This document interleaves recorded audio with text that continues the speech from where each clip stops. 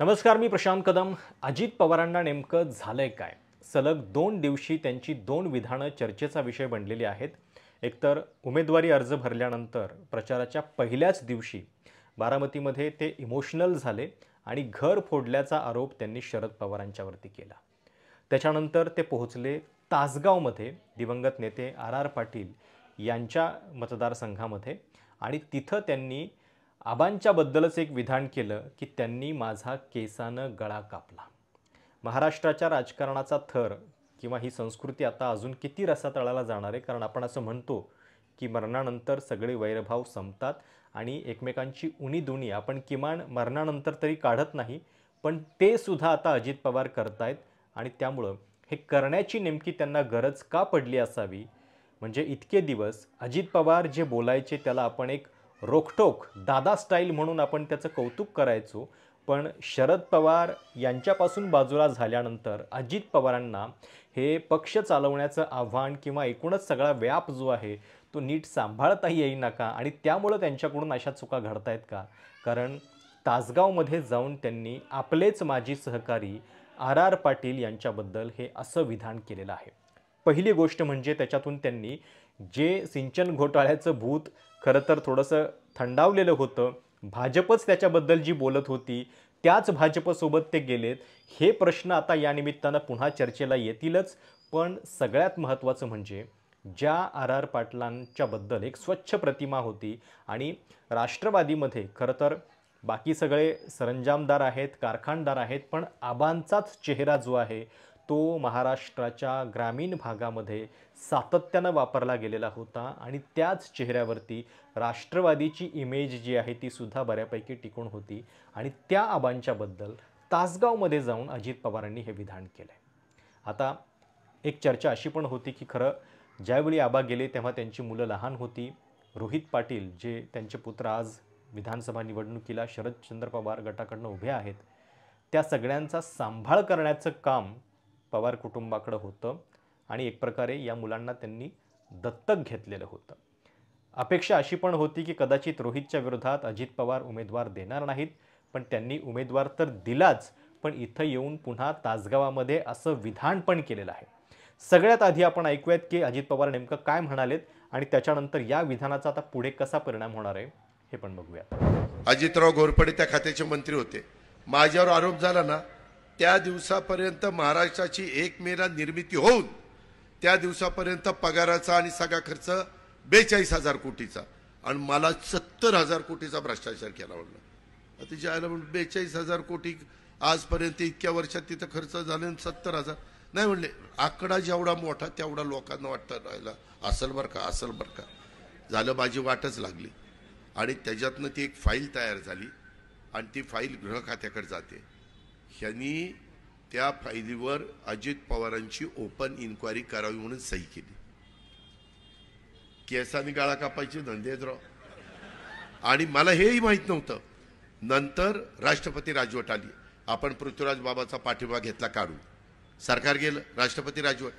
त्यावेळेसचे राज्यपाल म्हणले ही फाईलवर मी सही करणार नाही, निवडून आलेला मुख्यमंत्री करेल, लोकशाही आहे, मी असं काही कुणाला हे करणार नाही। निवडून आले आपले देवेंद्र फडणवीसचं सरकार आणि देवेंद्रनी सही केली आणि मला नंतर सांगितलं या इकडं, मला घरी बोलवलं, म्हणले हो का ही सही मुख्यमंत्र्याच्या करता राहिली होती, तुमच्या आबानी तुमची इन्क्वायरी ओपन करण्याच्या करता सही केली की नाही?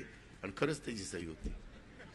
मला इतकं वाईट वाटलं। ठीक आहे म्हणलं, आपला जेव्हा भावाचा सहकारी, पण काय आपलं काहीतरी चुकलं असेल म्हणून आपल्याला कामाला लावून बाबा त्या ठिकाणी हे केलं, हे असं नाही झालं पाहिजे। म्हणजे सिंचन घोटाळ्याबद्दल अजित पवार इतक्या वर्षानंतर बोलतायत। खरं तर ज्यावेळी अजित पवार भाजपसोबत सहभागी झाले त्याच्या अगदी 10 ते 15 दिवस आधी फक्त पंतप्रधान नरेंद्र मोदींनी याच सिंचन घोटाळ्यावरून आणि याच आकड्यावरून 70,000 कोटीवरून अजित पवारांच्यावरती तोफ डागलेली होती।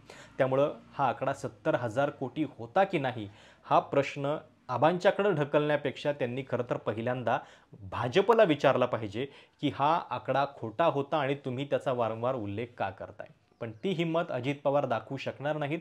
पण आता आबा हयात नाहीयेत तर त्यांच्याबद्दल ते बोलून त्यांच्याकडं या सगळ्याचं बोट ढकलण्याचा प्रयत्न करतात. आता पहिला प्रश्न म्हणजे जर आर पाटील त्यावेळी गृहमंत्री होते, त्यांच्याकडे हा विषय आलेला होता आणि त्यांनी त्याच्यावरती सही केलेली असेल, तर अनेकदा असं पण होतं की आपल्याच पक्षातल्या एखाद्या व्यक्तीला आपण पाठीशी घालत नाहीये, जे काय व्हायचे ते चौकशीतून समोर येऊ द्या असं म्हणून सुद्धा अनेकदा त्या प्रकरणाला सामोरं जातात राजकारणी, जसं अनिल देशमुखांच्या बाबतीत झालेलं होतं. अनिल देशमुखांच्यावरती आरोप झाल्यानंतर जी सत्यशोधन समिती नेमण्यात आलेली होती ती महाविकास आघाडी सरकारनंच नेमलेली होती, त्यांनीच त्यांची चौकशी जी आहे ती नेमलेली होती ना. त्यामुळं जर आबांनी त्या फाईलीवरती सही केलेली होती तर त्याच्यातला हेतू, जर तुम्ही काही चुकीचं केलंच नव्हतं तर आबांच्यावरती एवढा दोषारोप करण्याची गरज काय होती? 70,000 कोटीबद्दल आत्ता जे तुम्ही एवढं स्पष्टीकरण ठामपणे देताय ते तुम्ही त्याही वेळी देऊ शकला असतात. आणि एक गृहमंत्री म्हणून जर त्यांच्यासमोर तो विषय आलेला आहे तर त्यांनी आपल्या विवेकबुद्धीनं तो निर्णय घेतला असेल. आणि त्यामुळं नंतर ती फाईल एक सिक्वेन्स लक्षात घ्या की अजित पवार काय सांगतायत की नंतर राष्ट्रपती राजवट लागू झाली. हा प्रसंग आहे 2014च्या निवडणुकीच्या आधीचा. आणि मग जे नवे मुख्यमंत्री आले त्यांनी, म्हणजे देवेंद्र फडणवीस, त्यांनी या फाईलीवरती मग सही केली. आणि त्यावेळी देवेंद्र फडणवीस यांनी आपल्याला येऊन दाखवलं की बघा तुमच्याच आबांनी याच्यावरती सही केलेली आहे. आता याच्यातली गंमत बघा की अजित पवारांना नंतर मुख्यमंत्री म्हणून सही करणाऱ्या देवेंद्र फडणवीस यांच्याबद्दल राग नाही आहे, पण फडणवीस यांनी त्यांना येऊन सांगितलं की पहिली सही जी आहे गृहमंत्री म्हणून आबांनी केली आहे, त्याचा राग मात्र अजित पवारांच्या मनामध्ये खूप आहे. खरं तर गृहमंत्र्याची सही मोठी की मुख्यमंत्र्याची सही मोठी? आणि जर पुढची काही कारवाई व्हायची असती तर ती मुख्यमंत्र्यांच्याच आदेशानं किंवा पुढं फाईल सरकण्याचे सगळे अधिकार जे आहेत ते अजून वरच्या लेवललाच तर होते ना. त्यामुळं केवळ एका पातळीवरती आबांनी ती गोष्ट केली म्हणून त्यांना केसानं गळा कापला असं म्हणतायत अजित पवार. तर देवेंद्र फडणवीस यांनी त्यांच्याबद्दल जे केलं ते तर अजित पवारांना अजून कळलं पण नाहीये का असं म्हणण्याची वेळ आलेली आहे. पृथ्वीराज चव्हाण यांनी पण या संदर्भात एक स्पष्टीकरण दिलेलं आहे, कारण त्यावेळी ते मुख्यमंत्री होते. त्यांचं म्हणणं काय आहे ते पण ऐकूया. आणि या प्रकरणाची विदर्भ सिंचन महामंडळाच्या घोटाळ्याची खुली चौकशी व्हावी असा खालून एक अहवाल आला आणि तो अहवाल गृहमंत्र्यांना सादर केला गेला. त्यामुळे मग अँटी करप्शनची इन्क्वायरी करण्याचे आदेश द्या असं त्यामध्ये लिहिलं होतं. मला नंतर कळलं की गृहमंत्र्यांनी आपल्या स्तरावर ती मान्यता दिली, ज्याचा उल्लेख आज तासगावला अजित पवारांनी केलेला आहे. ती फाईल माझ्याकडे आली नाही, त्या फाईलवर माझी कुठलीही सही नाही. त्यामुळं मी सिंचनच्या प्रकरणामध्ये 70,000 कोटी सिंचनमध्ये मी चौकशी लावली नव्हती. नाहक माझा बळी घेतला. 2014ला अजित पवारांनी माझं सरकार पाडलं आणि भाजपच्या राजवटीची मुहूर्तमेढ केली. त्यांचा जास्त फडणवीसांवर आजकाल विश्वास बसायला लागलाय ना. आता त्यांच्या बरोबर आहेत ना, त्यांच्या मांडीवर बसलेत, ते हे बोलणारच. ते मेल्यानंतर त्या माणसाबद्दल वाईट बोलणं हे मराठी धर्माला, हिंदू धर्माला शोभा देणार नाहीये. मेल्यानंतर म्हणजे काय म्हणतो ना आपण, ते एक वाक्य आहे की मेल्यानंतर सगळं विसरायचं असतं. आता आठवलं का 2019च्या निवडणुकीत? ना आठवलं, त्याच्या आधीमध्ये नाही आठवलं, आता आठवलं.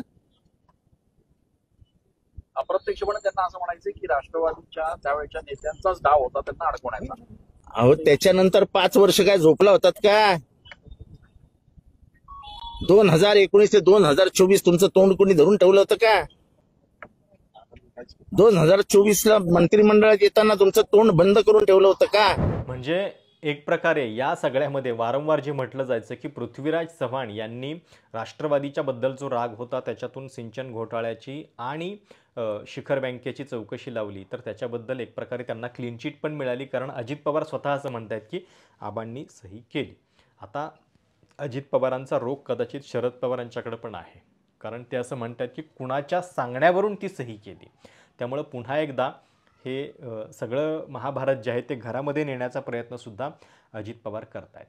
पण एक नक्की आहे की तासगावमध्ये, म्हणजे ज्या मतदारसंघामध्ये आता आबांचा पुत्र पहिल्यांदा निवडणूक लढतोय, तिथं जाऊन त्यांनी दिवंगत आबांच्याबद्दल हे विधान केलेलं आहे. त्यामुळं या विधानाचा आता त्यांना फायदा होतोय की तोटा होतोय? खरं तर एक लक्षात घ्या की संजय काका पाटील हे भाजपमधून आयात केलेले उमेदवार आहेत. त्यांना आबांच्या मुलाविरोधात अजित पवारांनी उमेदवारी दिलेली आहे आणि त्यांच्या प्रचारासाठी ते तिथे गेलेले होते.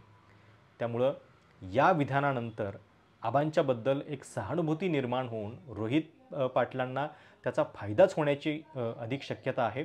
सलग दुसऱ्या दिवशी अजित पवारांचं हे वर्तन आहे. आत्ता कुठं निवडणूक सुरू झाली आहे आणि त्याच्या आधीच अजित पवारांची ही एकापाठोपाठ एक विधानं अशी होऊ लागलेली आहेत. अजून पुढे काय होते आपल्याला बघावं लागेल. पण या कालच्या वक्तव्यानं मात्र अजित पवारांचा एक चेहरा, म्हणजे खरं तर आपण ज्याचं कौतुक करायचो, दादा स्टाईल रोखठोक बोलतात, त्याच्याऐवजी ही संवेदनहीनता या विधानातून दिसते. तुम्हाला या सगळ्याबद्दल नेमकं काय वाटतंय? तुमच्या कमेंट्स, प्रतिक्रिया कळवायला विसरू नका. चॅनल सबस्क्राईब देखील करा. धन्यवाद.